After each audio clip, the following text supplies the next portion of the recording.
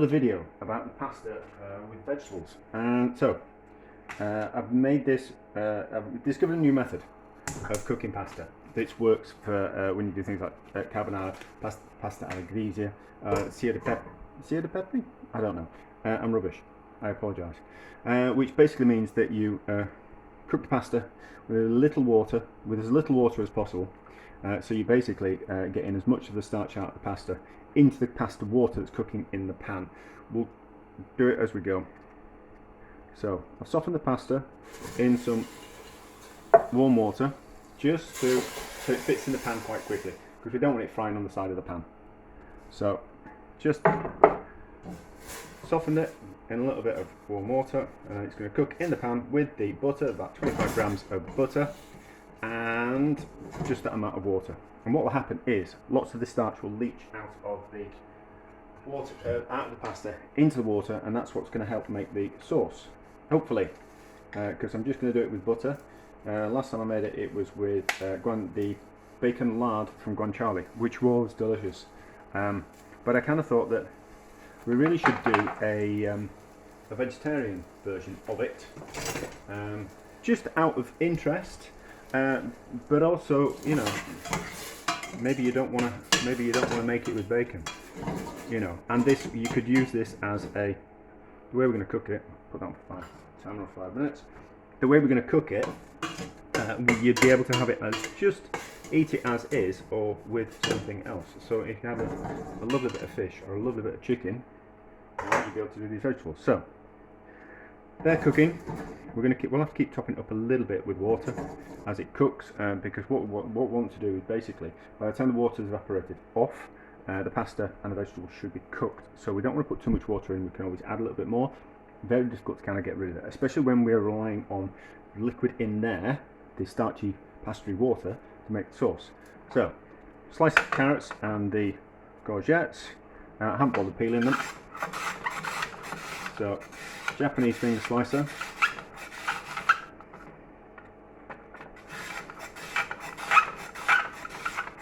They're not as cheap as they used to be. They used to be kind of quite a cheap thing to buy these. They're about 30, 35, 40 quid now, which I think is a little bit too much money.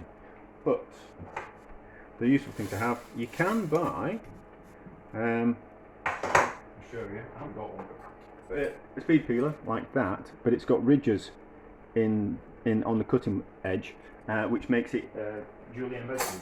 So if you don't want to buy one of these, you could buy one of those. So the carrots, as they cook, we're going to get some liquid out of the carrots as they cook, which is going to also make the sauce even nicer. But we also just need to kind of compensate for that as we're cooking the vegetables. We need to put some salt in. So that much salt, probably a little bit more salt this time, because there isn't the salty element from the guanciale. You don't have to use guanciale, you can just use normal bacon. I'm not entirely sure if smoked bacon would work, but normal cheap fatty bacon would work just as well. I'm all about using the cheap ingredients, so the better bacon you use, the better the flavour is, the better the pasta you use, the better it's going to be, all those types of things. But I like to see what we can. The head chef that I first worked for was all about turning simplest ingredients into doing the best that you can with them. It was part of a food costing thing, really. He came from a generation where chefs were paid on a bonus on how much gross profit they kind of achieved in the restaurant. So it was all about making as much out of things as possible. And also came from a time when money wasn't as readily available, and people had less income to spend on food. So you kind of have to know how to make things go a little bit further. So courgettes, we just want to use the outside of the courgette. We don't really want to use the inside. It's a bit pappy. Pappy is a word, I'm sure. You could probably use it on Countdown or in Scrabble. But so just a couple of swipes on the outside, turn it round, couple of swipes on the next side, and a couple of swipes on the next side.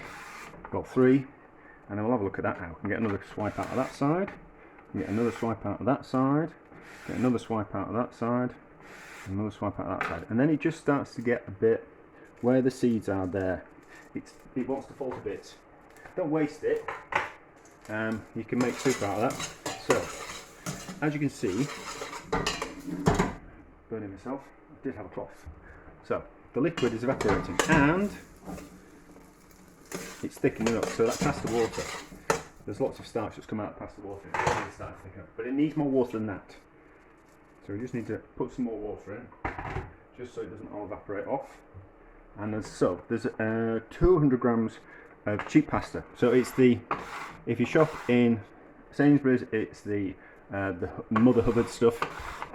If you shop in Asda, it's Smart Price. I don't know what it is in Morrison's. Saver, that kind of stuff. But it's just the cheapest spaghetti that I can get my hands on, because if we can do things with it, I just find it's dead easy to buy the best ingredients and just put them, arrange them on a plate with no effort, and it doesn't take much skill. I think there's much more skill in taking things that are cheaper and doing your best with them.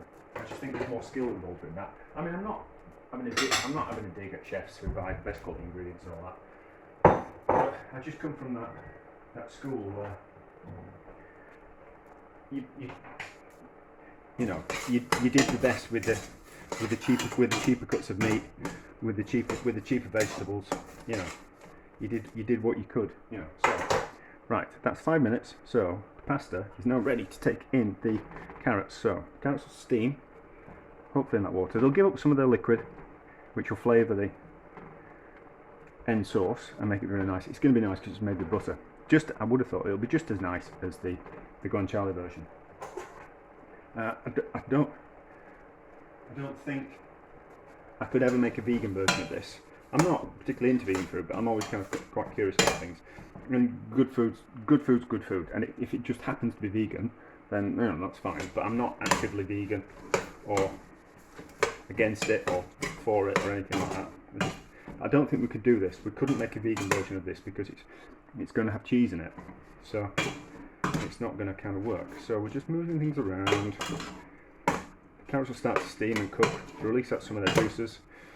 There we go. So it was 200 grams of cheap pasta. It was about 400 grams of carrots, but there'd be about 325 worth of julienne of carrot. The rest of that will be the rest of the carrot weight will be waste, the tops and the tails, and just those little bits that we can't. That gets a little bit too dangerous when using a Japanese mandolin. And then there's about 400 grams of courgette, but there'll be about 300 grams worth of the prepped courgette there, because there'll be about, or maybe not, maybe there might be about 250 grams. Let's go, that's one for the courgette.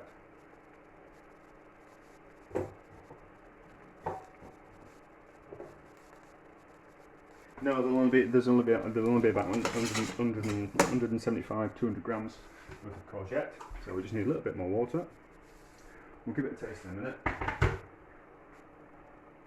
We're aiming for everything to be cooked and finished at the same time. It looks quite a chefy thing to do, does this? I think some techniques in the kitchen, they're just that next level of chefiness. We can all put pasta in some boiling water and cook it to al dente. That's pretty straightforward. But to do something like this, it's kind of that next move of the chefiness of something. Chefiness? I'm sure that's a word in Scrabble as well. So that's coming nicely. So as you can see, as the water evaporates, it's already forming a sauce. So the butter is emulsifying with the water and the starch that's coming out of the pasta and already forming a sauce. My pasta's aged off already. So a little bit more water.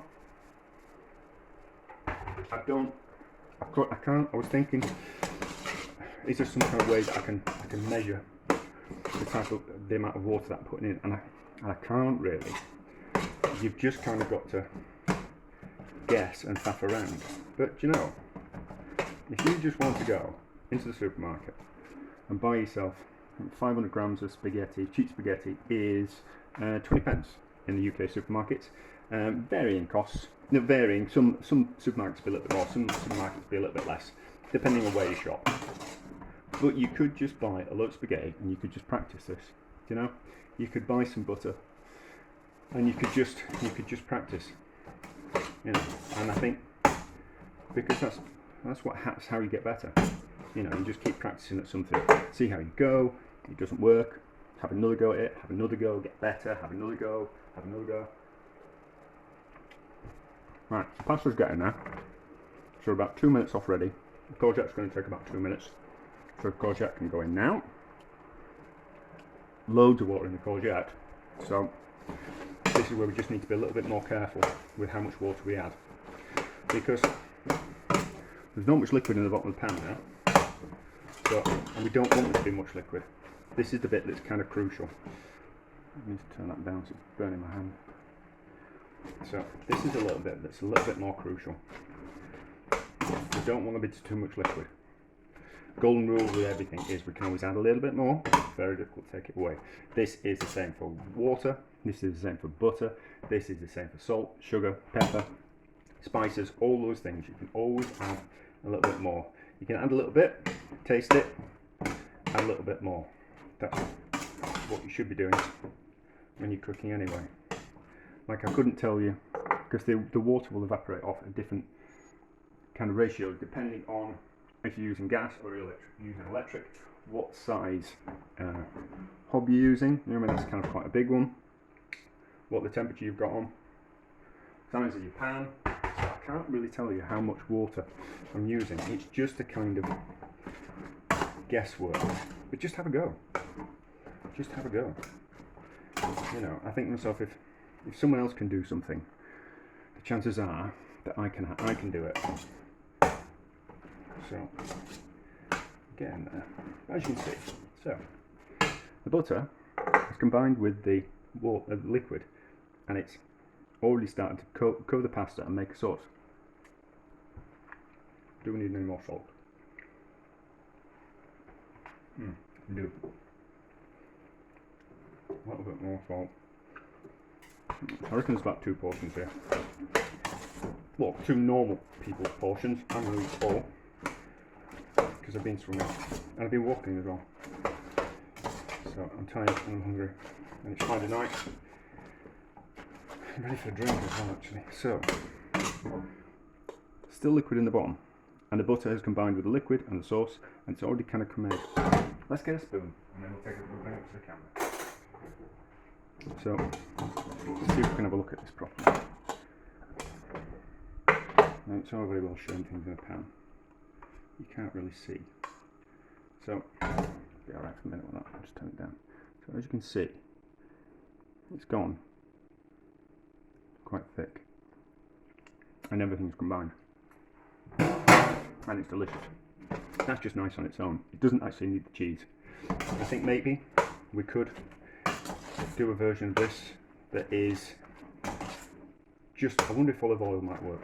If we could just do the olive oil with the pasta and the vegetables, that might work, and that might work actually. So that would be the vegan version. But anyway, so, and then we've got it's about 75 grams worth of just cheap, hard Italian cheese from the supermarket.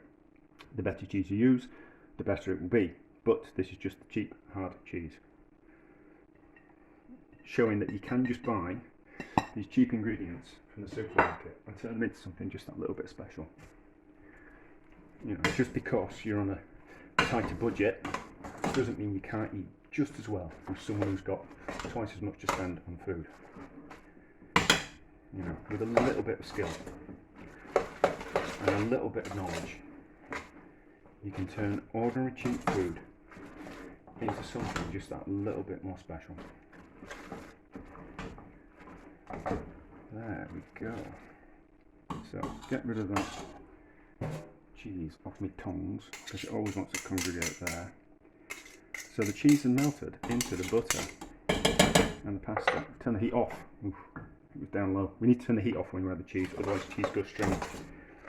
But there we go, look at that. Cheesy, buttery, pasta-y, vegetable-y vegetables. That is ridiculously creamy in the bottom of there. Absolutely ridiculous. That's perfect. That's exactly how I wanted it in the first place. But there we go.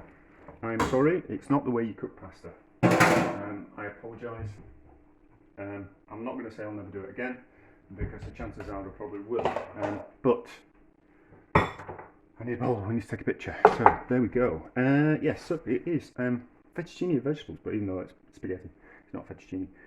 But there we go. Serve that with anything that you want. It would be absolutely delicious. Oh, with a bit of breaded pork or chicken, that would be delicious. So there we go. We'll take a picture. A success. I don't think I need to come back to this recipe. As you can see, lovely sauce. There we go. A success. Yeah. Look at that. Lovely, delicious. Oh, it needs a bit of pepper, but oh yeah. So a failure because I didn't put any pepper in. But anyway, a success. Absolutely delicious. Maybe a little bit out of some people's comfort zone, but give it a go. You know what I mean? For the sake of courgettes are more expensive than carrots. Carrots are cheap. You could just make it with the carrots and the cheap spaghetti. Just have a play around with it for you know, and just have a go. But absolutely delicious. People will love you if you serve them that. They'll probably love you anyway, but they will love you just a little bit more.